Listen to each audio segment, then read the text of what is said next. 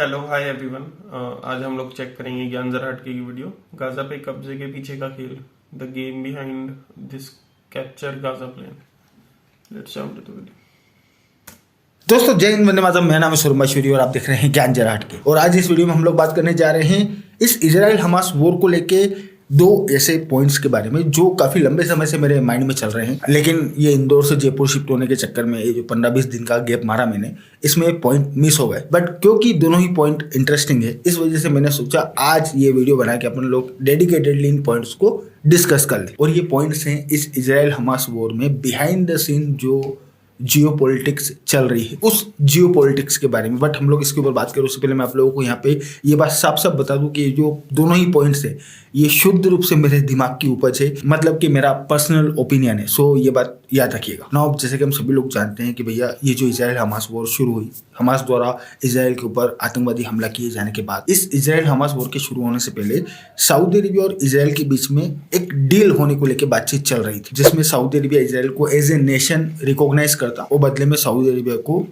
जो भी वो मांग रहा था वो उसे मिलता। अब वो पैलेस्टाइन मांग रहा था या न्यूक्लियर बम मांग रहा था, ये हम में से कोई भी नहीं जानता, क्योंकि भाई ये तो ऑब्वियस सी बात है, अंदर की बात है। और मोहम्मद बिन सलमान की कोई बहन से अपना टाका भी नहीं भिड़ा हुआ जो अपने को वो आगे सारी बातें बता दे, इस वजह से अपने को अंदर की बात नहीं मालूम। लेकिन ये जो न्यूक्लियर बम वाली बात मैंने बोली है, ये न्यूक्लियर बम वाली बात एक्चुअली में मीडिया में निकल के सामने आई। और यहाँ पे ये बात भी हम लोगों को सुनने को मिली कि ये जो इजराइल है ये सऊदी अरेबिया के साथ में रिलेशनशिप बिल्डअप करने के बदले में, मतलब कि सऊदी अरेबिया द्वारा इजराइल को एज ए नेशन रिकॉग्नाइज करने के बदले में न्यूक्लियर वेपन्स के लिए राजी हुआ या नहीं ये अपने को नहीं मालूम। लेकिन इजराइल की ओर से अकॉर्डिंग टू मीडिया रिपोर्ट्स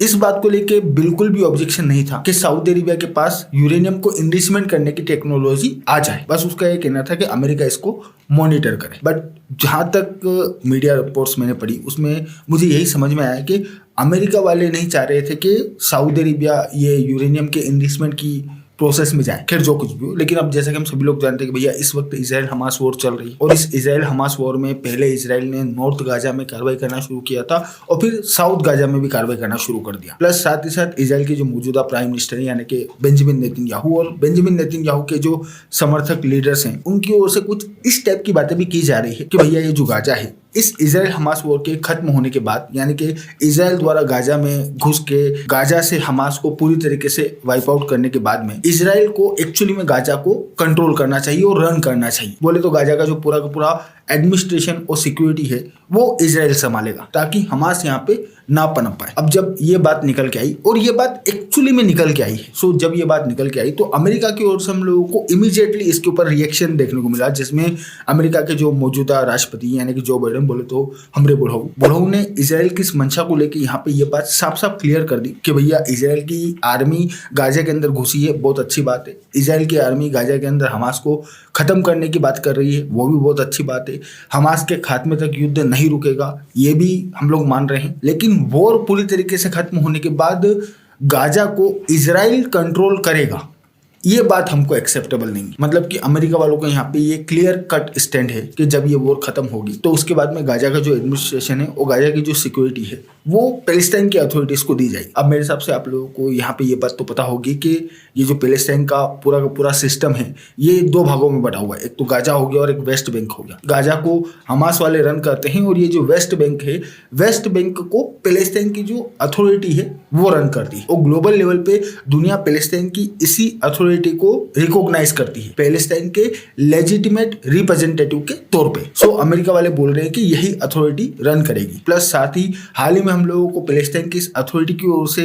ये बात सुनने को मिली कि भैया ये युद्ध खत्म होने के बाद में इन लोगों का, मतलब कि पैलेस्टाइन के अथॉरिटीज का यहाँ पे ये कहना है कि भैया इस युद्ध में हमास तो खैर खत्म नहीं होने वाला। सो इस युद्ध के खत्म होने के बाद में ये जो गाजा है, गाजा स्ट्रिप का कंट्रोल जो है वो पैलेस्टाइन की अथॉरिटीज को मिलना चाहिए, और पैलेस्टाइन की ये जो अथॉरिटी है ये गाजा को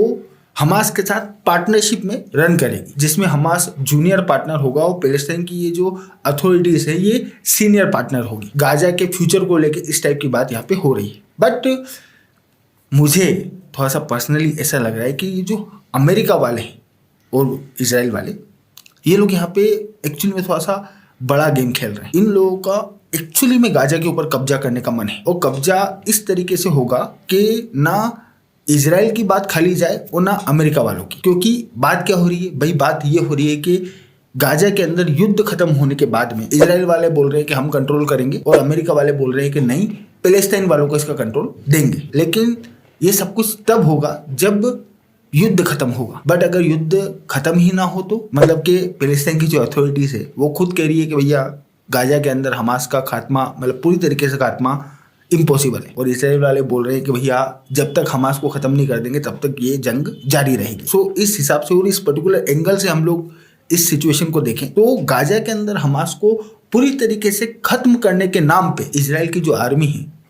वो जब तक चाहे गाजा के अंदर रह सकती है। भाई ये लोग ये बहाना बना सकते हैं ना कि भैया हम लोग इंश्योर कर रहे हैं कि गाजा के अंदर हमास का एक भी आतंकवादी ना हो और एक भी सुरंग ना बचे हमास वालों की, ताकि इजराइल को जो सिक्योरिटी थ्रेट है हमास वालों से वो सिक्योरिटी थ्रेट ना रहे। और इस चीज पे तो अमेरिका वालों का भी इजराइल वालों को पूर्ण समर्थन है। सो इस एक पॉइंट को बेस बना के ये लोग इजराइल की सिक्योरिटी इंश्योर करने और गाजा के अंदर हमास के पूर्ण खात्मे के नाम पे जब तक चाहे तब तक गाजा के अंदर रह सकते हैं। नाउ अब मेरे हिसाब से अगर आप लोगों को याद हो तो मैंने आप लोगों को सऊदी अरेबिया के फॉरेन मिनिस्टर का एक वीडियो दिखाया था जिसमें वो रिपोर्टर को साफ साफ ये बात बोल रहे थे कि भैया ये जो इजराइल हमास कॉन्फ्लिक्ट है, ये कॉन्फ्लिक्ट खत्म होने के बाद में हम लोग इजराइल के साथ में हमारी जो पीस टॉक चल रही थी, इजराइल को रिकॉग्नाइज करने और इजराइल के साथ में संबंधों को नॉर्मलाइज करने को लेके जो बातचीत चल रही थी उसको फिर से शुरू करेंगे। Can I just ask you, what is the first thing that has to happen in order to achieve peace in your view? Well, right now we need a ceasefire. Beyond that, though, We need to restart the peace process. is that possible? It has to be possible. If we are not willing to overcome all the difficulties, all the challenges, all the history that is involved in this issue, then we will never have a real peace and security in the region. So we must restart the peace process. मतलब कि Saudi Arabia Israel के साथ में relation बनाने के लिए तो जाएगा ही और उसे जाना भी पड़ेगा, क्योंकि अगर वाकई में सऊदी अरेबिया के क्राउन प्रिंस बोले तो मोहम्मद बिन सलमान अपने इस विजन 2030 को, जिसके तहत वो सऊदी अरेबिया की इकोनॉमी को पूरी तरीके से रिफॉर्म करना चाह रहे हैं, तो इजराइल जो कि मिडिल ईस्ट के अंदर वेस्ट और स्पेशली अमेरिका का सबसे क्लोज एलाय है, उसके साथ में संबंधों का नॉर्मलाइजेशन बहुत जरूरी है। प्लस टेक्निकल सपोर्ट फलाना ढिमकाना बहुत कुछ इजराइल के ऊपर डिपेंड करता है। सो ये पूरा मामला शांत होने के बाद ये लोग संबंधों को नॉर्मलाइज करने के लिए तो जाएंगे ही, और मुझे लग रहा है कि अमेरिका और इजराइल वाले एक्चुअली में यहाँ पे यही गेम खेल रहे हैं। देखो ये जो इजराइल हमास कॉन्फ्लिक्ट शुरू हुआ उससे पहले सऊदी अरेबिया के पास मांगने के लिए दो चीजें थी, एक तो पैलेस्टाइन और दूसरा वो न्यूक्लियर बम। बट अब अगर इस इजराइल हमास वॉर के दौरान अगर इजराइल गाजा के ऊपर कब्जा कर लेता है तो सऊदी अरेबिया को तीन चीजें मांगना पड़ेगी, पैलेस्टाइन, न्यूक्लियर बम और गाजा। अब ये जो पैलेस्टाइन वाली बात है ये सऊदी अरेबिया को भी पता है कि वो जिस फॉर्म में ये पैलेस्टाइन वाली बात मांग रहा है अमेरिका और इजराइल वालों से,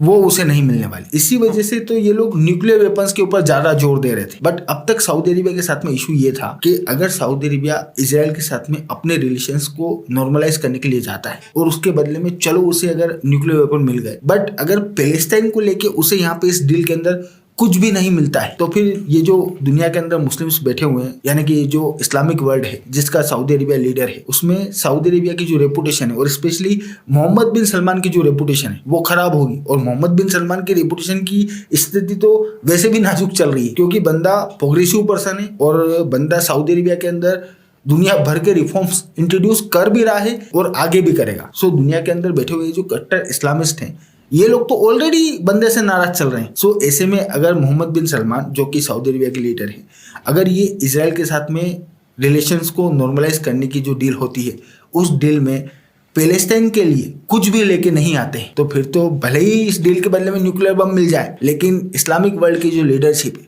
उसके ऊपर तो सवाल या निशान खड़ा हो जाएगा। सो मुझे ऐसा लग रहा है कि ये जो इजराइल वाले यहाँ पे गाजा के ऊपर कब्जा करने की बात कर रहे हैं ना, इनका भी गाजा के ऊपर कब्जा करके गाजा को परमानेंटली रन करने का कोई मूड नहीं है। ये लोग भी यही चाहते हैं कि गाजा को पैलेस्टाइन की अथॉरिटीज रन करें। लेकिन अगर यहाँ पे टेम्परेरी टाइम पीरियड के लिए गाजा के ऊपर इजराइल का कब्जा रहता है तो फिर सऊदी अरेबिया के साथ में इजराइल की जो डील होगी वहां पे इजराइल गाजा के ऊपर अपने कब्जे को छोड़ के इस पूरी की पूरी डील में सऊदी अरेबिया के लिए जो पैलेस्टाइन वाला एंगल मिस हो रहा था, मतलब कि इस डील में पैलेस्टाइन के लिए सऊदी अरेबिया कुछ भी लेके नहीं आ पा रहा है, ये एंगल फुलफिल कर देगा। और सऊदी अरेबिया की जो लीडरशिप है वो फिर ओपनली इस्लामिक वर्ल्ड को ये बात बोल पाएगी कि भैया ईरान और उसका ये जो प्रॉक्सी है यानी कि हमास, इनकी सड़क छाप हरकतों की वजह से वो जो गाजा आपके हाथ से चला गया था, इजराइल के साथ में डील करके वो गाजा हम लोग आप लोगों के लिए वापस लाएं। सो सभी के लिए यहाँ पे विन विन सिचुएशन हो जाएगी। और इस पूरी की पूरी डीलिंग में एक्चुअल लूजर अगर कोई बनेगा तो वो होंगे ये पैलेस्टाइन वाले। और इनको लूजर बनाने का काम किसकी वजह से होगा? ये होगा ये हमास वालों ने 7 अक्टूबर को जो सड़क छाप हरकत करी, उस हरकत की वजह से, क्योंकि उसकी वजह से ही यहाँ पे सिचुएशन ना सिर्फ कॉम्प्लिकेटेड हुई बल्कि वो गाजा जिसे सऊदी अरेबिया को डील के बदले में मांगना ही नहीं पड़ता, अब उसे डील के बदले में इजराइल से वो मांगना पड़ेगा। और इजराइल के पास सऊदी अरेबिया को डील के बदले में देने के लिए जो वो बिना किसी टेंशन के इजीली सऊदी अरेबिया को दे सकता है। सो अब मैं इस बात को लेकर श्योर नहीं हूं कि एक्चुअली में यही हो रहा है और यही होगा, बट अंदर से मेरे कहीं से आवाज आ रही है कि मे भी पॉसिबल शायद साला ये लोग यहाँ पे ये गेम खेल गए और हमास वालों ने पैलेस्टाइन के लोगों का वो नुकसान कर दिया जिसकी आज की तारीख में ये लोग कल्पना भी नहीं कर सकते। क्योंकि अगर हम लोग 7 अक्टूबर के पहले की सिचुएशन को देखें तो वहां पे अगर सऊदी अरेबिया इजराइल के साथ में डील करने के लिए जाता तो उसे पैलेस्टाइन वालों के लिए भी कुछ न कुछ लेना ही पड़ता, क्योंकि खुद इजराइल की जो रिपोर्ट उस वक्त आई थी, इंटेलिजेंस रिपोर्ट, उस रिपोर्ट के हिसाब से भी यही था कि अगर पैलेस्टाइन के लोगों के लिए बिना कुछ लिए सऊदी अरेबिया इजराइल के साथ में डील कर लेता है तो उसकी वजह से मुस्लिम वर्ल्ड में सऊदी अरेबिया की जो लीडरशिप है उसके ऊपर ना सिर्फ खतरा पैदा होगा बल्कि मोहम्मद बिन सलमान की ये जो कुर्सी है ये भी जा सकती है। इनफैक्ट रिपोर्ट यहाँ तक आई थी कि सऊदी अरेबिया के अंदर अरब स्प्रिंग जैसा कुछ देखने को मिल सकता है। सो इजराइल वालों को भी पता था कि डील के बदले में उन्हें सऊदी अरेबिया को ये जो पैलेस्टाइन वाला पार्ट है इसमें से भी कुछ न कुछ तो देना ही पड़ेगा। May be possible West Bank के अंदर इजराइल के जो सेटलमेंट्स है शायद उन्हें वो देना पड़ते और मे भी पॉसिबल शायद वो देने के लिए राजी भी हो जाते, क्योंकि सऊदी अरेबिया के साथ में रिलेशंस का नॉर्मलाइजेशन होना ये इजराइल के लिए भी उतना ही जरूरी है जितना कि सऊदी अरेबिया के लिए। सो शायद वो लोग दे भी देते और पैलेस्टाइन के लोगों के लिए ये एक जैकपॉट होता। बट हमास वालों ने जो किया उसकी वजह से ना सिर्फ रायता फैल गया बल्कि इस डील में अब सऊदी अरेबिया की पोजीशन कमजोर हो गई और गाजा के ऊपर कब्जा करके ये लोग मतलब कि इजराइल और अमेरिका, मेरे को ऐसा लग रहा है कि बिहाइंड द सीन अमेरिका वाले भी यही चाह रहे हैं कि ये गाजा डील में जाए और इजराइल इसके ऊपर कब्जा करे टेम्परेरी, ताकि अब अगर यहाँ पे डील हो तो सऊदी अरेबिया को इस डील के अंदर पैलेस्टाइन वालों के लिए गाजा मांगना पड़े, क्योंकि अगर ये लोग गाजा नहीं मांगते तो फिर समुद्र का एक्सेस जा रहा है। सो गाजा तो इनको हर हाल में चाहिए, ऐसा मुझे लग रहा है। अब एग्जैक्टली ऐसा होगा मैं इसकी कोई गारंटी नहीं दे रहा है ना, ये सिर्फ मेरा ओपिनियन है, तो ये बात माइंड में रखिएगा। अच्छा, इसके अलावा यमन के अंदर ये जो हौदी रेबल्स है इसको लेके भी एक गेम चल रहा है, बट मेरे हिसाब से ये पॉइंट हम लोगों ने बहुत ज्यादा डिटेल में डिस्कस कर लिया। सो ये जो सेकंड पॉइंट है इसे अगर कल कोई बड़ी न्यूज नहीं आई तो फिर कल डिस्कस करते हैं। बाकी तो मैं हूं आपका दोस्त और आप देख रहे थे ज्ञान जराट।